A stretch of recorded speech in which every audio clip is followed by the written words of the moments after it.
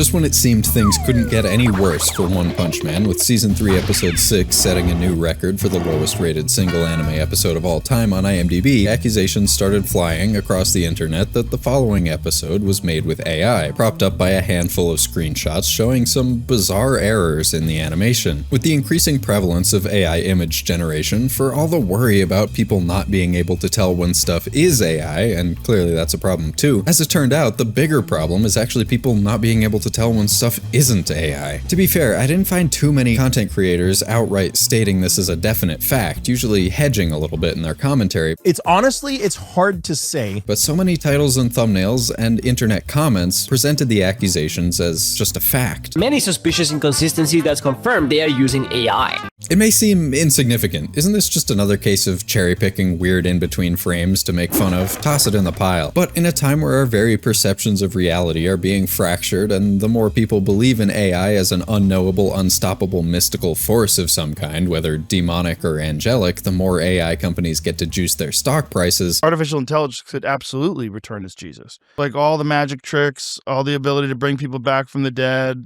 an actual sex robot. What's more virgin than a computer?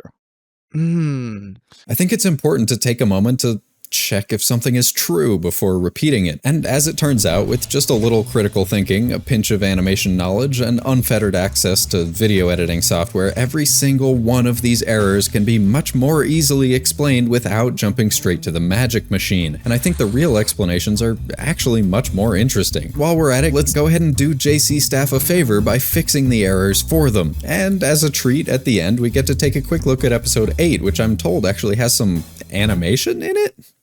Most of the criticisms center around a few cuts of Captain Mizuki, starting with these two frames where it looks like she has 3 boobs. You want to go through frame by frame and pick things apart in unnecessary detail? Let me show you how it's done. Sure, if you look at this single image in isolation, it looks pretty weird, but if you had just scrubbed 2 frames ahead, it would have quickly become obvious what's actually going on here. It's just bad in-between animation. If you look at the second key pose right here, there are folds in the fabric where her left breast is pulling on it and creating tension, and whoever drew these in-betweens just took this line and kept it consistent all the way through the motion, even though it should probably start from the right and extend to the left as the tension increases. And there's a slight curve when it should be straight, which is most likely just caused by rushed work and the animator having a wrist. Likewise, these shadows should probably emerge from the creases as they get deeper, but instead they've just dragged them out from the right side under the metals, which is easier to visualize, but not really how the physics should work. So instead of reacting to the motion, the crease is preempting it, and that's how you get a frame with 3 boobs.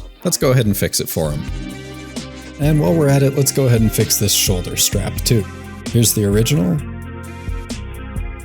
and here's my fixed version.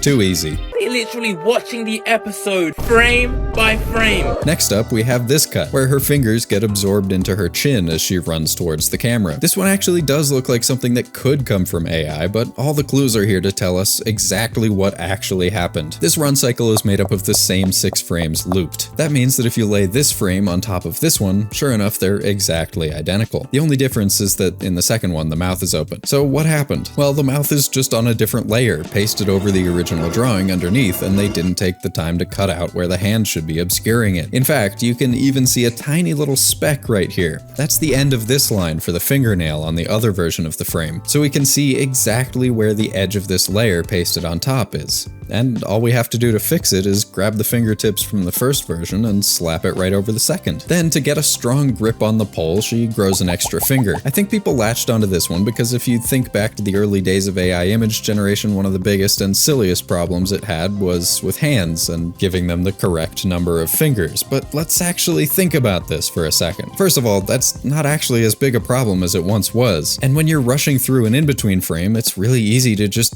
accidentally draw one extra line.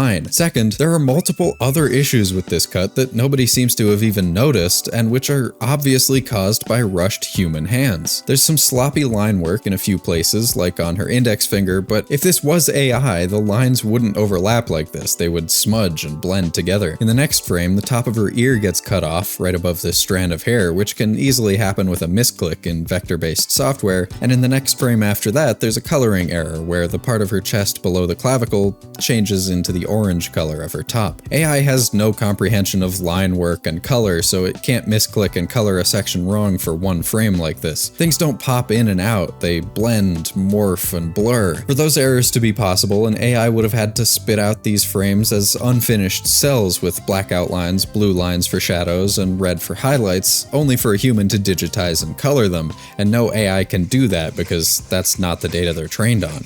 Let's fix this one too. It's hard to say. No, it's not. Bonus round while we're on hands. People also pointed out Tatsumaki's jacked up pinky in this shot, so let's fix that too, while also using our brains for a second. If I were to use AI on this cut, surely I would use it not just on the still image of her body, but also on this looping hair animation, which is clearly hand-drawn. And while we're at it, the AI would almost certainly also add some movement to the rest of her, whatever you would call this outfit, not just the collar. Finally, my main problems with this cut are the timing and spacing. There's no easing, no arcs, just straightforward frames, each one exactly halfway between the ones before and after, both spatially and temporally, and it just looks so robotic. But it also has two huge issues that people pointed out. This chain vanishes behind Mizuki's head before suddenly appearing over here, and the bandage disappears from her face. Here, figuring out which of these frames are the keyframes will tell us everything we need to know. Luckily, that's extremely easy when the pacing is so boring, like I mentioned. If we slow the clip down, it's immediately obvious that there are 5 keyframes and she moves in a straight line from one to the next. Here, here, here, here, and here. It looks like this is all one layer until that last keyframe where it gets separated into 3. One for the majority of Mizuki, which is a still image minus the mouth movements, one for the chain, which is a 6-frame loop, and one for the moving parts of the hair, which are on a 12-frame loop. So clearly between these last 2 keyframes, the key animator intended for the chain to move from here to here. But whether it's because the in-between animator just overlooked it or intentionally hid the chain behind her head because it's annoyingly dense with detail, they just didn't line it up with that last keyframe.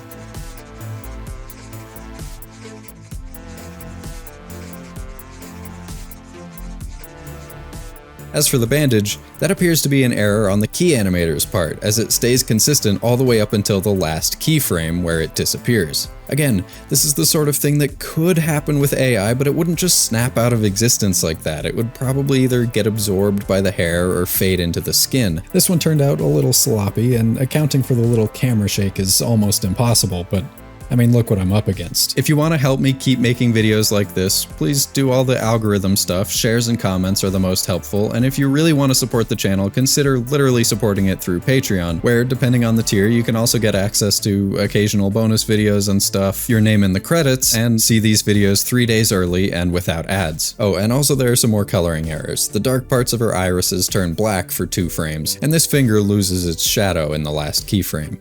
There are a few more little things that people pointed to as evidence of AI that are, in reality, clearly just rushed, sloppy line work. I obviously can't say without a shadow of a doubt that there was zero AI use at any point in this production, but what I can say for damn sure is there is zero concrete evidence of such a thing. Look, I'm no fan of generative AI, as I've made very clear, but whether people amplified these claims out of ignorance or a desire to ride the wave of an eye-catching headline, I'm guilty of that too to some extent. Throwing around baseless accusations willy-nilly instead of focusing on issues that actually matter doesn't help anyone.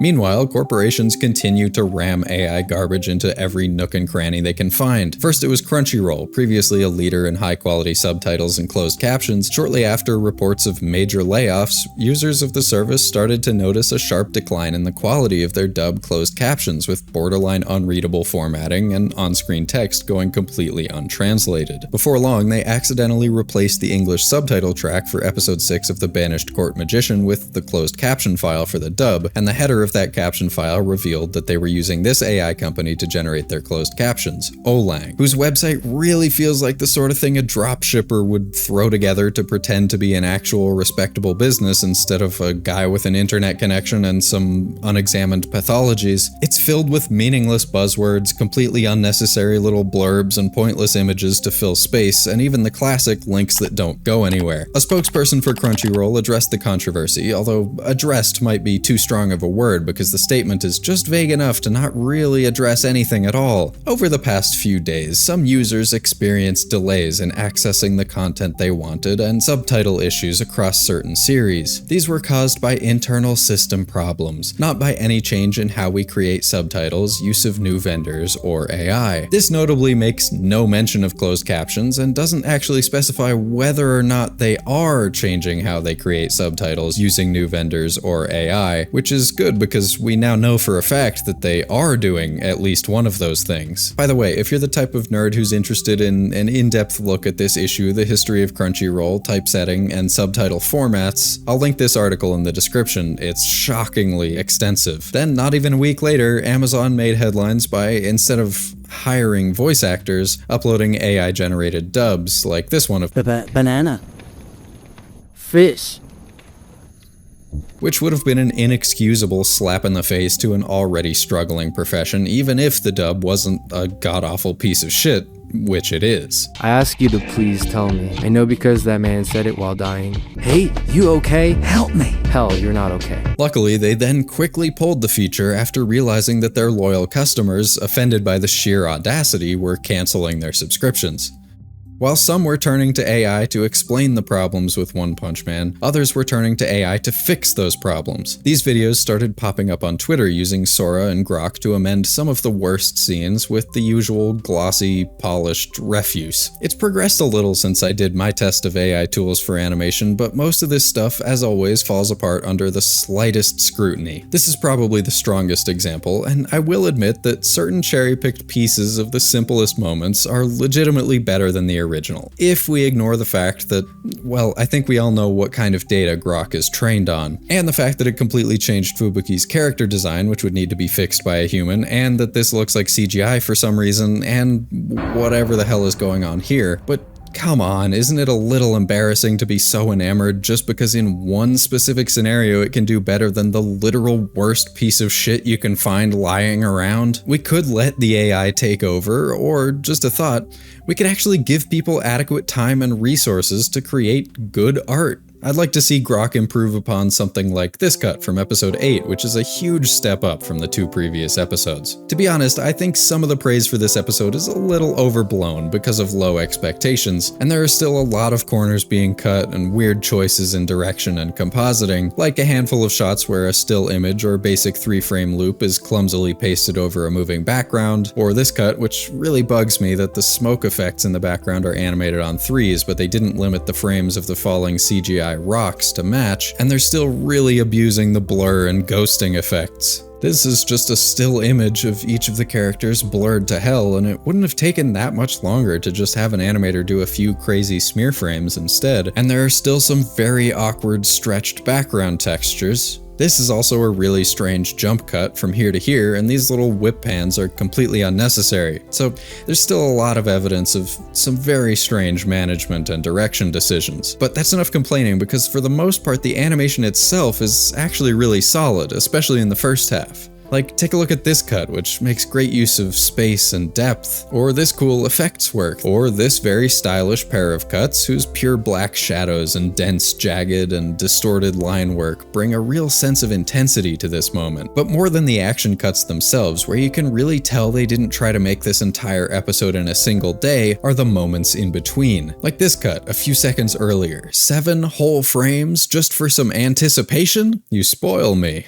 Or even that weirdly managed shot I brought up earlier. It's a low bar for sure, but there's real attention to detail in the way Flashy Flash overshoots before settling back into place as he stands up. This is what you get when animators actually have time to do more than just 2 keyframes and a couple basic in-betweens. And we even get a little bit of recorder-based Itano circus towards the end of the episode. So it's by no means a return to the greatness of season 1 or anything, but I'd say this is an average anime episode, and that's really saying something. It just goes to show that just because a production committee royally screwed their own production, it doesn't mean they're using AI or that they should be replaced by AI, just that it's important to value artistic integrity over maximizing profits. So please, next time you feel the urge to accuse something of being generative AI slop, maybe I would urge you to take a second and consider if that's really the only explanation. Thanks for watching and for letting me talk about this stuff again. In the wise words of the road work ahead guy. It doesn't count as beating a dead horse if the horse is still alive.